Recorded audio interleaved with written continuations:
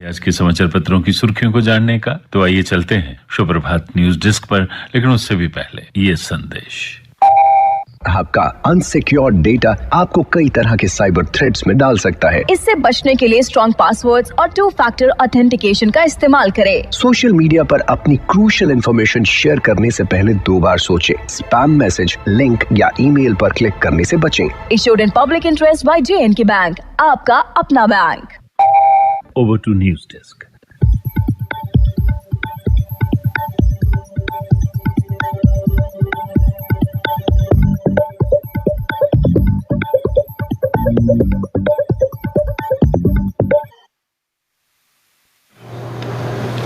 धन्यवाद रविकांत। समाचार पत्रों की सुर्खियों के साथ मैं रजनी दुबे। प्रधानमंत्री नरेंद्र मोदी ने पूर्वोत्तर दौरे के दौरान शनिवार को अरुणाचल में 13,000 फुट की ऊंचाई पर बनी सेला सुरंग राष्ट्र को समर्पित की। रणनीतिक रूप से अहम ये सुरंग तवांग को हर मौसम में कनेक्टिविटी प्रदान करेगी। प्रधानमंत्री ने 55,600 करोड़ की विकास परियोजनाओं के लोकार्पण व शिलान्यास के बाद ईटानगर में विकसित भारत विकसित उत्तर पूर्व कार्यक्रम में कहा, दक्षिण व पूर्व एशिया के साथ व्यापार, पर्यटन व संबंधों में पूर्वोत्तर मजबूत कड़ी बनने जा रहा है। असम में 17,500 करोड़ रुपए से अधिक की कई विकास परियोजनाओं का उद्घाटन और शिलान्यास भी किया। प्रधानमंत्री नरेंद्र मोदी शनिवार शाम अपने चुनाव क्षेत्र वाराणसी पहुंचे। लोकसभा चुनाव में प्रत्याशी घोषित होने के बाद पीएम मोदी का ये पहला दौरा है। उन्होंने श्री काशी विश्वनाथ मंदिर में तीसरी बार विजय की कामना से षोडशोपचार पूजन किया। देश की प्रगति के लिए भगवान शिव का आशीर्वाद लिया। जम्मू कश्मीर और लद्दाख में फंसे 737 यात्री एयरलिफ्ट। वायुसेना ने IL-76 की 2 उड़ानों में 514 यात्रियों को जम्मू से और 223 लोगों को श्रीनगर से ले पहुंचाया। बर्फबारी के कारण श्रीनगर लेह राष्ट्रीय राजमार्ग के बंद होने के बाद 22 जनवरी को वायुसेना ने करगिल कुरियर सेवा शुरू की थी।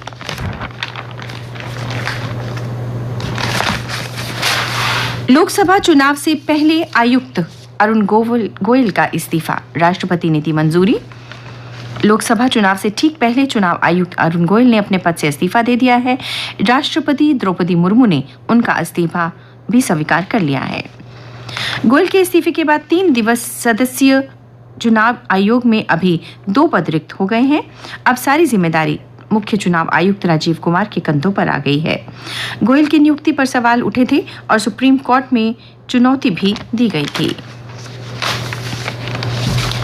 पोलिंग बूथों तक कनेक्टिविटी के निर्देश 12 को आएगी कनेक्टिविटी चुनाव आयोग की टीम। जम्मू कश्मीर में लोकसभा चुनाव की प्रशासनिक तैयारियां लगभग पूरी कर ली गई हैं। मुख्य सचिव अटुल डुल्लू ने शनिवार को चुनाव तैयारियों की जानकारी लेते हुए हिदायत दी कि सभी पोलिंग बूथों तक कनेक्टिविटी सुनिश्चित हो ताकि कोई भी मतदाता वोट डालने से वंचित नहीं रह सकेंगे। इस बीच चुनाव आयोग की टीम 12 और 13 मार्च को जम्मू कश्मीर का दौरा कर चुनाव की तैयारियों को परखेगी। 12 मार्च को राज्यसभा के पोखरण में तीनों सेनाएं संयुक्त रूप से करेंगी भारत शक्ति अभ्यास। इसमें स्वदेशी रक्षा उपकरणों की क्षमता का प्रदर्शन लगभग 50 मिनट के लिए आयोजित किया जाएगा। प्रधानमंत्री नरेंद्र मोदी के शामिल होने की भी उम्मीद है। जम्मू कश्मीर में सड़क हादसे रोकने के लिए आर्टिफिशियल इंटेलिजेंस तकनीक अपनाएगी सरकार। तेलंगाना, महाराष्ट्र व दक्षिण भारत के अन्य राज्यों के बाद अब जम्मू कश्मीर प्रौद्योगिकी और इंजीनियरिंग के माध्यम से इसके उपयोग की संभावना तलाश करेगी सरकार। परिवहन विभाग ने आर्टिफिशियल इंटेलिजेंस पर अध्ययन के लिए 5 सदस्यीय कमेटी बनाई। चेक रिपब्लिक की क्रिस्टीना पिचकोवा बनी विश्व सुंदरी। मुंबई में शनिवार को 71वें मिस वर्ल्ड प्रतियोगिता में उन्हें विजेता घोषित किया गया। गत विजेता पोलैंड की कैरोलिना ने उन्हें ताज पहनाया। मिस लेबनान यास्मीन जैतून फर्स्ट रनर अप रहीं। 28 साल बाद देश में आयोजित इस प्रतियोगिता में भारत की सिनी शेट्टी 8 प्रतिभागियों तक पहुंची, लेकिन शीर्ष 4 में स्थान नहीं बन पाई। बेंगलुरु में पेयजल से कार धोना अपराध, लगेगा जुर्माना। गैर जरूरी कामों में पीने के पानी का इस्तेमाल जल बोर्ड ने किया प्रतिबंधित। पाकिस्तान पीपल्स पार्टी के सह अध्यक्ष आसिफ अली जरदारी शनिवार को पाकिस्तान के 14वें राष्ट्रपति चुने गए। उन्होंने PMLN समेत 5 दलों का मिला समर्थन। दूसरी बार राष्ट्र प्रमुख बनने वाले नेता 255 मत मिले। प्रतिद्वंद्वी को मिले 119 वोट। और अब अन्य समाचारों के साथ मेरी सहयोगी सुनिधि। धन्यवाद रजनी। प्रगति मैदान का नाम हुआ अब भारत मंडपम। राजधानी की प्रमुख पहचान रहा प्रगति मैदान अब भारत मंडपम के नाम से जाना जाएगा। पूरे प्रदेश में 30,000 से अधिक विद्यार्थी देंगे common university entrance test. Jammu Kashmir के सभी विश्वविद्यालयों में पोस्ट ग्रेजुएट कोर्स में दाखिले के लिए common university entrance test PG 2024 की प्रक्रिया 11 मार्च से शुरू की जाएगी। महिलाओं को सशक्त बनाने की भारत की प्रतिबद्धता से लें सीख। संयुक्त राष्ट्र में एक कार्यक्रम के दौरान नेताओं ने भारत की नारी शक्ति की प्रशंसा की। उन्होंने कहा कि भारतीय महिलाएं देश के विकास की गाथा की सूत्रधार हैं। खेती से लेकर स्वास्थ्य, डिजिटल तकनीक और अंतरिक्ष हर क्षेत्र में इनकी मौजूदगी है। शहर में स्मार्ट ड्रेन मशीनों से होगी नालियों की सफाई। इसके लिए स्मार्ट सिटी परियोजना के तहत 3 मशीनें मिली हैं। इनके जरिए सड़कों के किनारे बनी नालियों की सफाई करने में आसानी होगी। अंतर्राष्ट्रीय कला प्रदर्शनी में के गांधी करेंगे लाइव पेंटिंग। जम्मू कश्मीर के प्रसिद्ध चित्रकार के गांधी इटली में होने जा रही 15 दिवसीय अंतर्राष्ट्रीय रोम कला द्विवार्षिक चयनात्मक प्रदर्शनी में भाग लेंगे।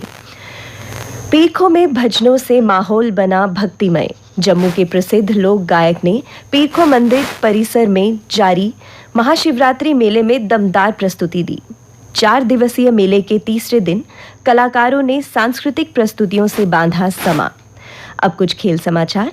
100वें टेस्ट में अश्विन ने 9 विकेट लेकर मुरलीधरन का 18 वर्ष पुराना रिकॉर्ड तोड़ा। दूसरी पारी में लिए 5 विकेट। इंग्लैंड की दूसरी पारी 195 रन पर सिमटी। भारत की 178वीं विजय। जीत हार का रिकॉर्ड बराबर। कप्तान हरमनप्रीत कौर की मदद से मुंबई इंडियंस ने महिला प्रीमियर लीग मैच में 7 विकेट से जीत हासिल की। पैरा निशानेबाज मोना को स्वर्ण के साथ पैरा ओलंपिक कोटा। भारत की मोना अग्रवाल ने पैरा निशानेबाजी में विश्व कप में महिलाओं की 10 मीटर एयर राइफल SH1 स्पर्धा में स्वर्ण पदक के साथ पेरिस पैरा ओलंपिक का कोटा हासिल कर लिया है। मोना का ये चौथा अंतर्राष्ट्रीय टूर्नामेंट था। आइए अब जानते हैं मौसम का हाल। मौसम विभाग से प्राप्त जानकारी के अनुसार आज जम्मू में मौसम के खुश्क रहने की संभावना है। जम्मू में कल दिन का अधिकतम तापमान 26.3 डिग्री सेल्सियस और न्यूनतम तापमान 10.4 डिग्री सेल्सियस रिकॉर्ड किया गया। आज सूर्यास्त 6:35 पर और कल सूर्योदय 6:47 पर होगा।